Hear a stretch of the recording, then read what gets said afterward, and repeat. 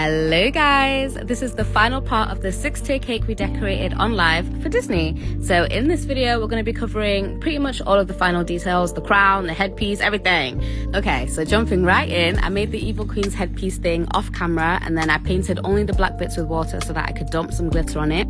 I wanted it to sparkle the same way the inside of the cake sparkles.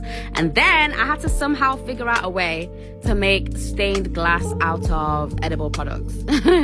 I'm not gonna lie, I was stumped. I had no clue until I came across this amazing fairy ring tutorial posted by the Sugar Scoop 3 years ago, and it was absolutely perfect for what I needed it for. So I started out with a rough sketch of the crown, and then I perfected it with a ruler. I literally felt like I was back in geometry, but it was really fun. I even colored it in so I can color coordinate it all.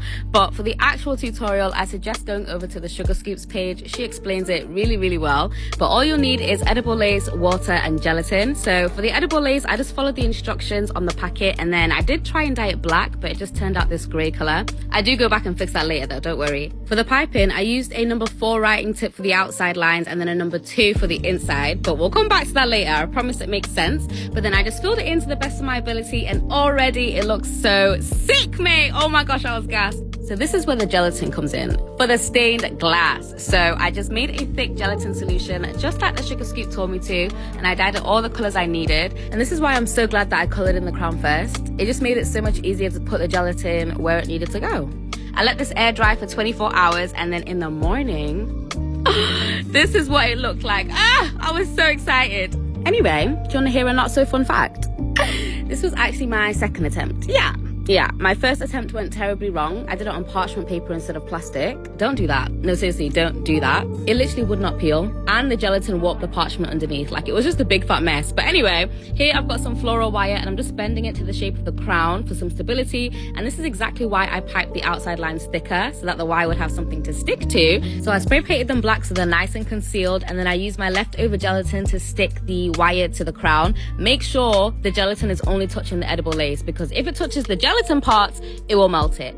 Okay, it's time to address those grey lines. So all I did was paint over them with a teeny tiny paintbrush and black airbrush colors. I opted for airbrush because they dry very quickly and they're liquidy, so it would be easier to paint on. I then had to very carefully place it on the cake. But to be fair, I was surprised how strong this thing was. I did kind of manhandle it at one point because it wouldn't go inside the styrofoam, but it held up pretty well and it looks amazing. Oh my days. Pat on the back, Jane. Pat on the back. But now it's time for the piping, the thing I'm most comfortable with. I think this is the only thing on this whole cake that I've done before. I started with a very small shell border, and then an even smaller reverse shell border, and then like a bajillion drop lines, and then regular lines, all in dark chocolate ganache that I dyed black, by the way. And I like it. It's giving cobwebs, very Evil Queen witchy vibes. I then bejeweled the heck out this cake. I'm talking hundreds of tiny little rhinestones that I sat and jeweled for hours. I think I managed to watch 2 full movies doing this, but we're almost done, guys. I added my finishing sparkle, and I mean a lot of it. Disney literally said the Evil Queen's like a magpie, so they want this cake to shine. I then finished off the cake with these antler branches, and listen, I look like this. Yeah, oh gosh. Oh, she's serving. Ooh, skinny. So the cake looks like that. But in all seriousness, if you had told me 5 years ago that Disney, the Disney, would be reaching out to me to collaborate with, I would not have believed you. But look how God works, man.